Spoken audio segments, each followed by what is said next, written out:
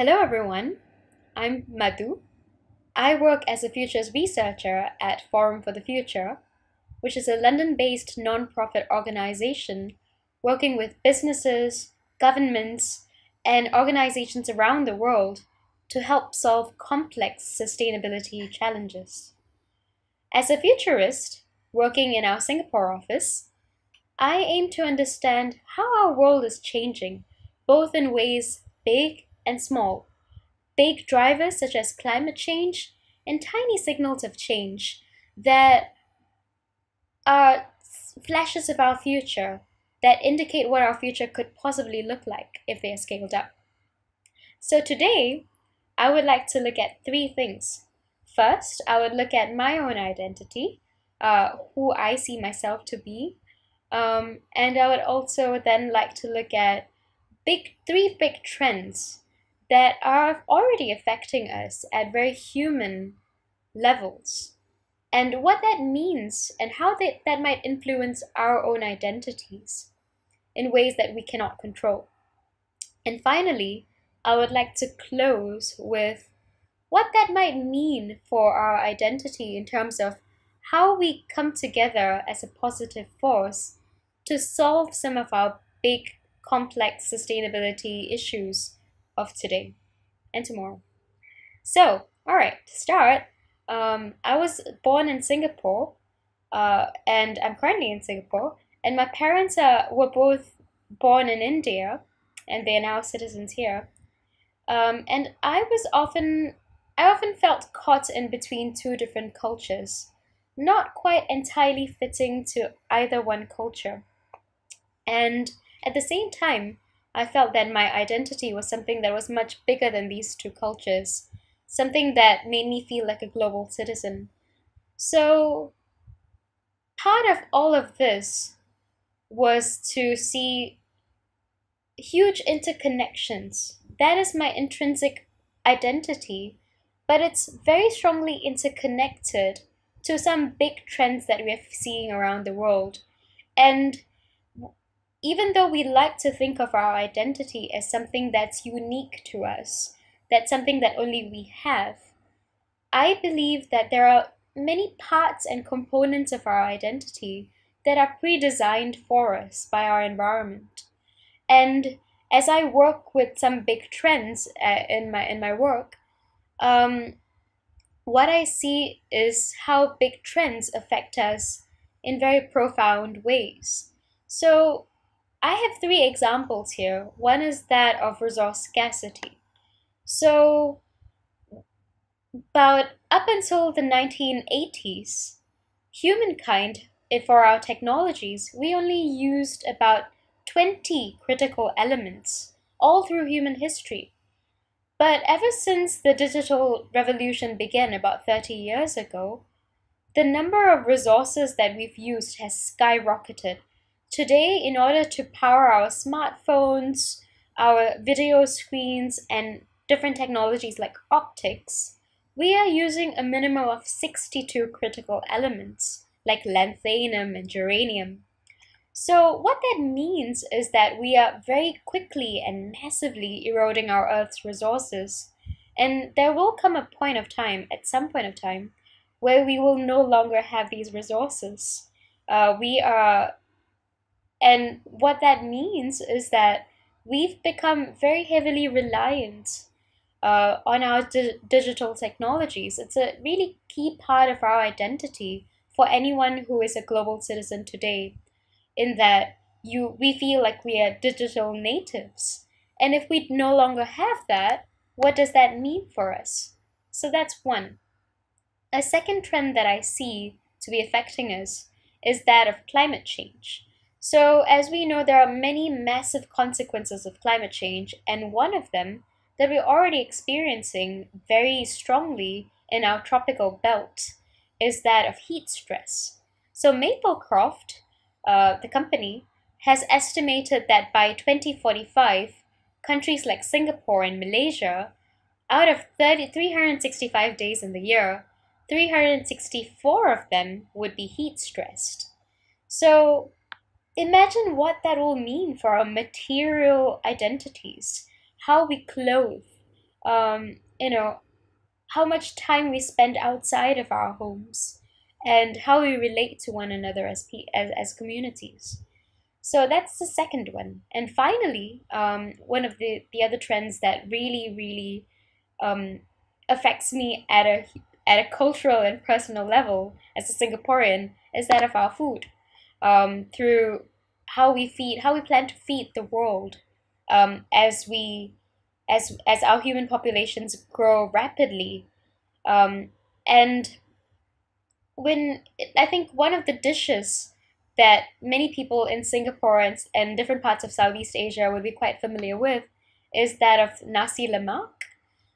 Nasi lemak is basically a dish that comes with a piece of fish, some rice, and some and cucumbers and peanuts. It's a really humble dish, and people we it's such a quintessential part of our identity and of our foods. But many Singaporeans and Malaysians would have noticed that the size of the fish that we get in our nasi lemak plates has gotten smaller and smaller. It used to be that we had juicy, big pieces of fish, and now they are really dried and tiny. And a big part of that story is that we've been exploiting our fisheries, and we've been using them so fast without giving them space and time to replenish and to grow. So, what has happened is that fishermen who used to be able to catch these fish quite easily now have to go deeper and deeper into sea to find them. And because they are being fished, so they're being overfished, they can't grow to their adult sizes. They grow only to their juvenile sizes, and they're frozen. They can't grow to the maximum size they used to be able to grow to. So that has a huge influence on how we see our foods, which is a huge part of our identity. And these are just three of 38 trends that I curate at work. And it's quite scary and nightmarish to imagine how all these other trends that there are, and they're all interconnected, how they will impact us and how we see ourselves, how they encourage different ways of being, of acting, and of understanding ourselves. So after all this somewhat sad ways of looking at the world, I would like to bring some hope in that I believe that the unique identity that we have as global citizens, and I think more and more of our world is becoming a global citizen, and that those unique attributes can be a very strong positive force in helping solve some of these big sustainability issues. So, one of them, I believe, is that of being experimental and always working to improve our solutions. So, as nomads who are going to different places and always experiencing different cultures, we are very aware of the world and open to problems.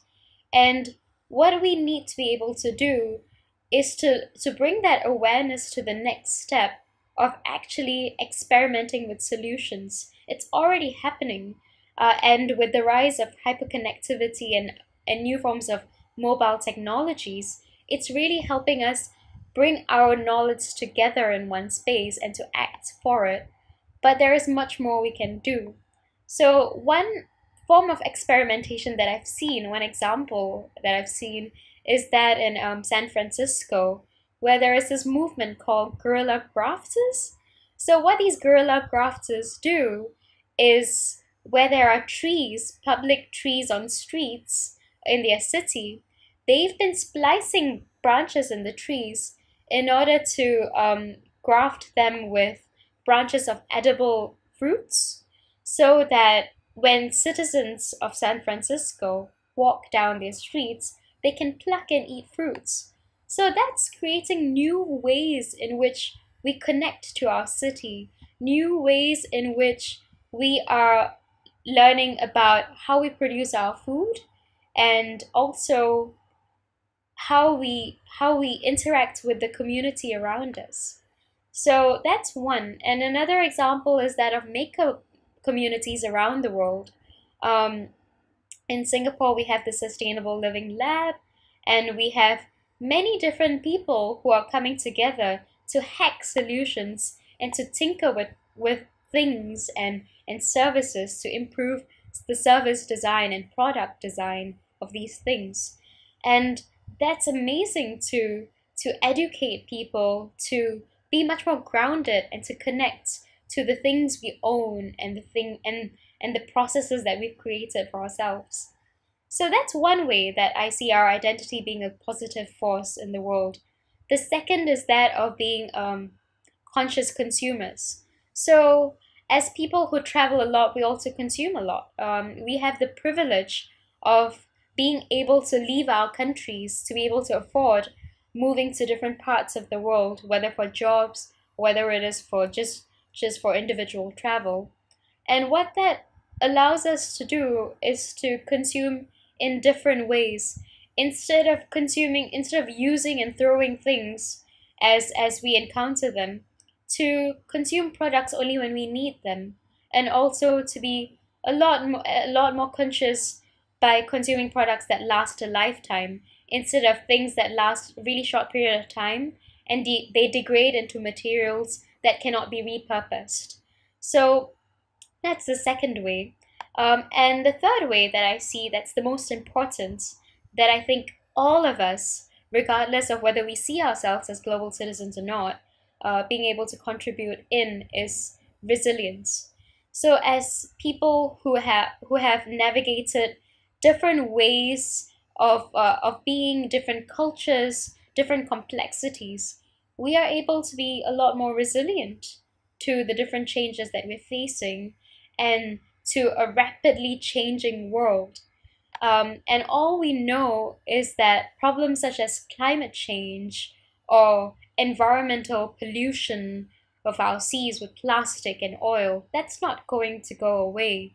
In fact, as even as we build stronger systems and new ways of doing things, these problems are still going to exist. So, on top of building solutions and changing the way we behave, we also can be a lot more resilient to it. For something like heat stress, we can clothe ourselves in different ways.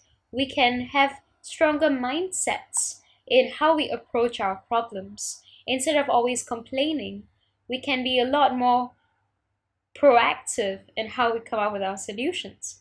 So, I think these are some of the positive things that we have as third culture kids.